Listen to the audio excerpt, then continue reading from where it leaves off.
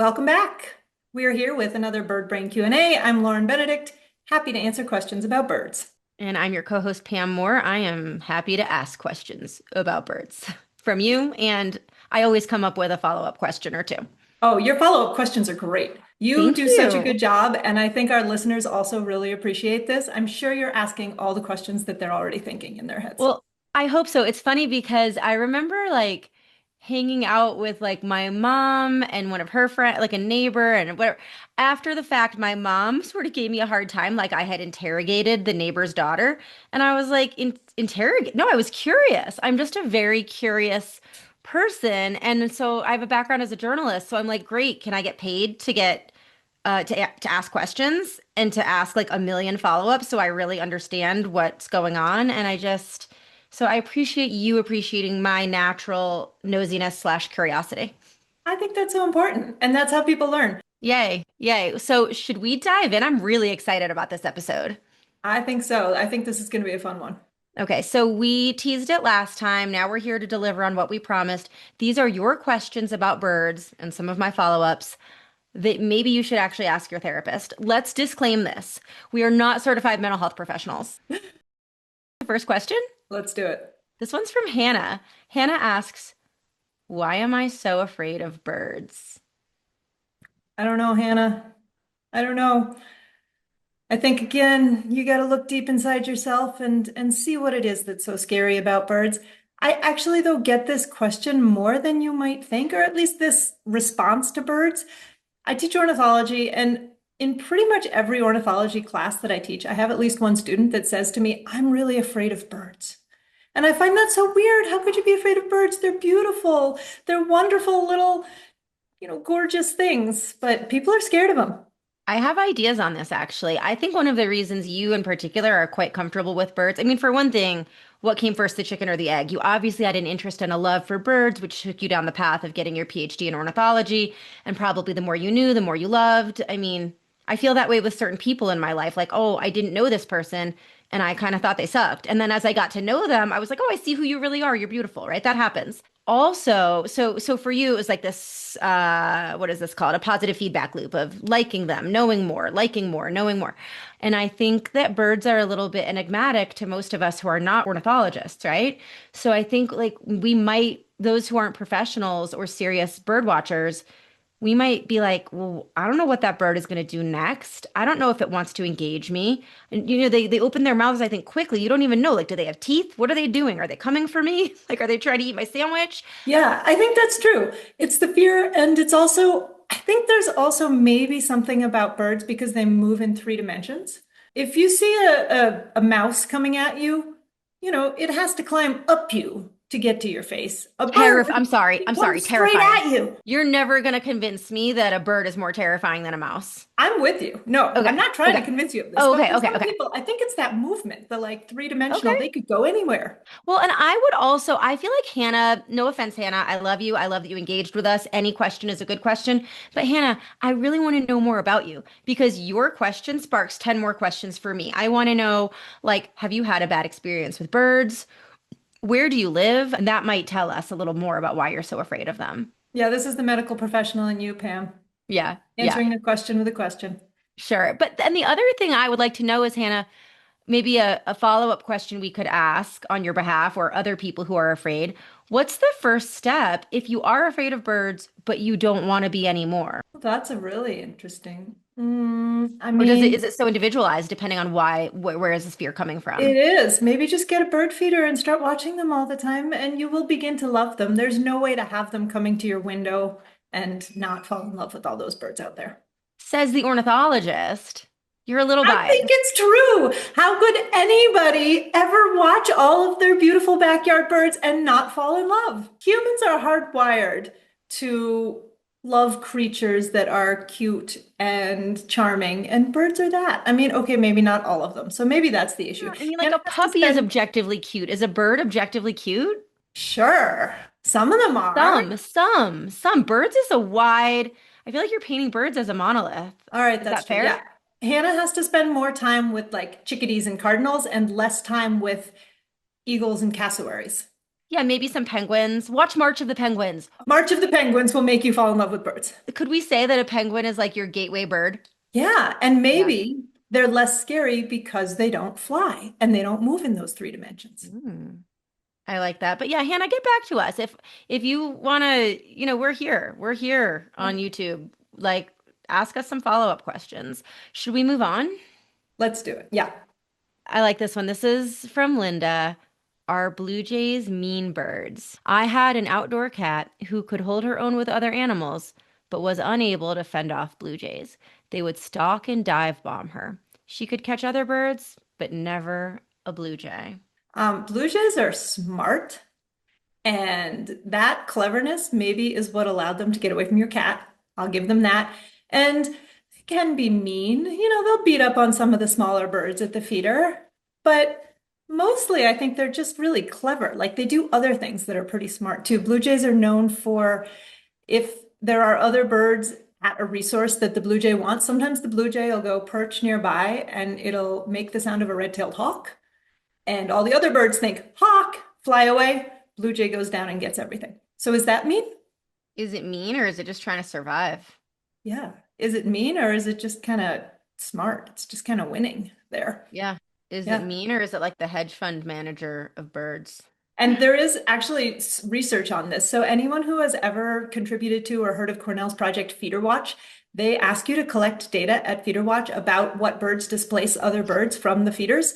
And so there's a huge data set on this. And several years ago, there was a paper that looked at which birds at the feeders were best able to kind of push out the others, right? Who beat up who? And blue jays did pretty well. Blue jays beat up a lot of the other birds, but they were not the top of the dominance hierarchy. When a blue jay faces off with a starling, that's a pretty fair fight. I wouldn't say that blue jays are any meaner than starlings. Starlings might be much meaner than blue jays. And then woodpeckers really punch above their weight. Do they? Who would win in a fight between a blue jay and a cardinal? I think a blue jay. Asking because of baseball. Like when I heard this question, not that I'm a fan by any stretch of the imagination, but when I saw this question, I was like, oh, that's why it's a mascot for, is it the Kansas City Blue Jays? Toronto. Why did I? Okay. Maybe edit that, Jill. I don't know. I mean, I'm not afraid to let the world know. I'm not ashamed. I really don't All know much good. about baseball.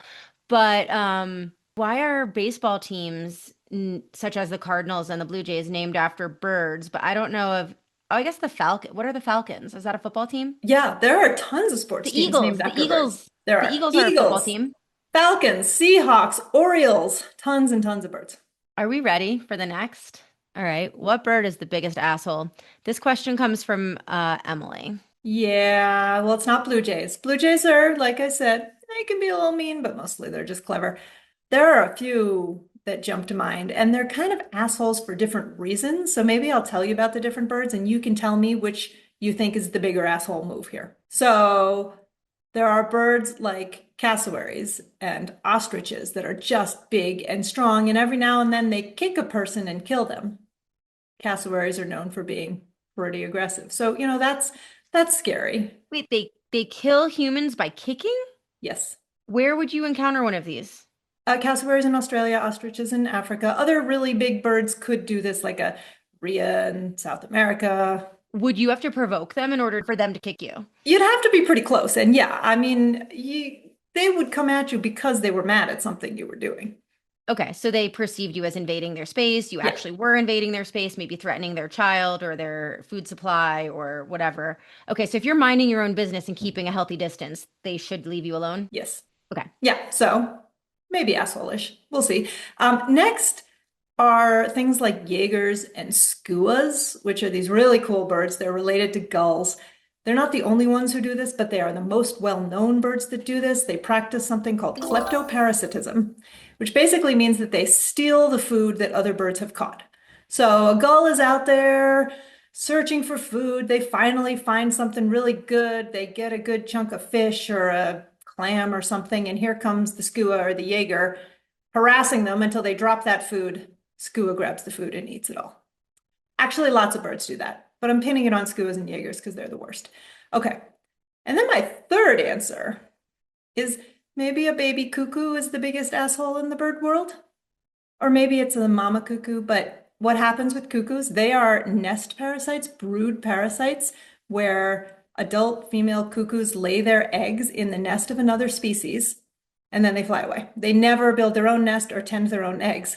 And when that baby hatches, the baby, blind, naked, just hatched, manages often to push the eggs and nestlings of the host parents out of the nest.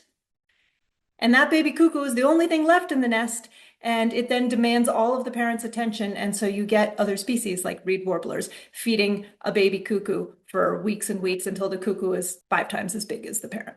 I was really prepared to defend the cuckoo and say something like, well, it's a baby, it's immature, or it's fighting for survival. This is fascinating.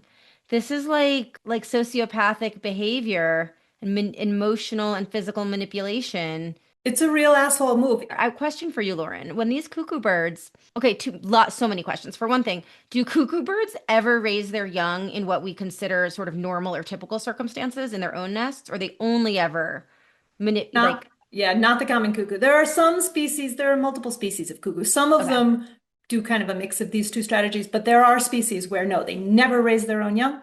They only put their eggs in somebody else's nest. Wow. So they exploit other families, number one. Number two, the family who's being exploited, do they show signs of emotional or physical stress? Or I'm assuming there's ways to measure that in the bird population. Am I right or am I right about that? Certainly, they have measured, yeah, like rates of feeding, and those parents are feeding and feeding and feeding at really high rates that is definitely damaging to their own health. Yeah. So there we go. I know you weren't You ready for just a baby blew my bird to be mind. an asshole, but maybe it is. So here's what I'm offering up as 3 options. The birds that kill you, the birds that steal food from other birds, and the baby birds that exploit other host parents. So maybe our viewers, if you're interested, you can vote for which you Please think is the vote. biggest asshole. I mean, I feel like if you got kicked by a bird, basically from what you described, Lauren, you're not blameless. Fair? I'm gonna be thinking about these after we get off this call. Hold on. I'm still wrapping my head around the idea that like, is it to some extent just natural that there's always going to be members of our community that exploit and some that get exploited? That I don't really love the word natural, right? But it is evolutionarily beneficial to individuals to exploit others. I mean, think in the world of all of the situations where parasitism has evolved. The definition of a parasite is any organism that makes its living by essentially using the resources of others. And so there's lots of parasitism out there. It keeps evolving. Yes. Oh my God. I mean, between capitalism and patriarchy and influencers and social media and Yeah. sustainability, and we could have a, I don't want to talk about it anymore. It's too freaking depressing, but like you all get where I'm going with this. It's a dark time and It's true. And I will also say we should never, ever, ever use anything that is natural or biological as a justification for human action or morality, right? Things oh, happen in absolutely. nature and they evolve to be that way in nature, and that does not mean that they are good. We cannot put human morality or judgment on what happens in nature. Oh, fully. And I'm fully ready for like my children to approach me. The day is coming soon. They are 11 and 13. At some point, I will not be surprised if they say to me, "But mom, marijuana is natural." And I am prepared to say to them, "But kids, so is snake venom." Yep. Yeah, Good like answer. so many natural remedies that are not necessarily healthy, good, or something we want to promote. Yeah, let's be clear that like we are not condoning exploitative behavior of any kind in any species. Yeah, I totally agree with that. Should we move on? Yes. Our next question comes from Christine. Thank you for this one, Christine. She says, if I find a baby bird and put it back in the nest, will its parents abandon it? No. You might have heard that they will. They won't. And I actually kind of support this urban legend. I think it's great to tell people this because you don't really want people going out there and touching lots of baby birds in birds' nests. That can be bad for them because it can disturb the nest, or you can leave a scent that brings a predator to the nest or something like that. So it's good not to mess with birds' nests. But if a baby falls out and you just pick it up and put it back with its siblings in the nest, those parents are going to come right back because they've put so much energy into that. I mean, you can think of it like Imagine if you lived on the top floor of a tall building and your baby fell out the window and was fine, and some giant came along, picked it up, popped it back in the window. Would you move out of that apartment?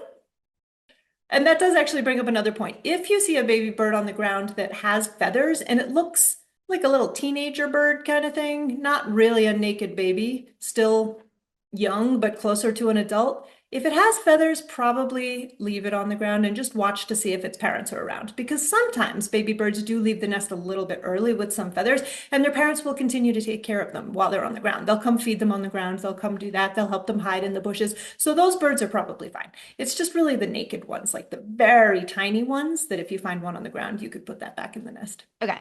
Okay, well, I guess that's a good overview for today. It's funny, these were questions that we thought maybe you should ask your therapist, but I sort of feel like this has been a therapy session for me. And in fact, this whole process of doing Bird Brain Q&A is kind of a therapy session for me. It's just so fun. And it really, I don't know, it brings me joy. So that's good. And if you thought it felt good too, go ahead and hit like, subscribe, tell your friends, and join us next time. We can't wait to share more Bird Brain Q&A with you next time. We have lots of good questions coming up, so we'll see you in a future episode.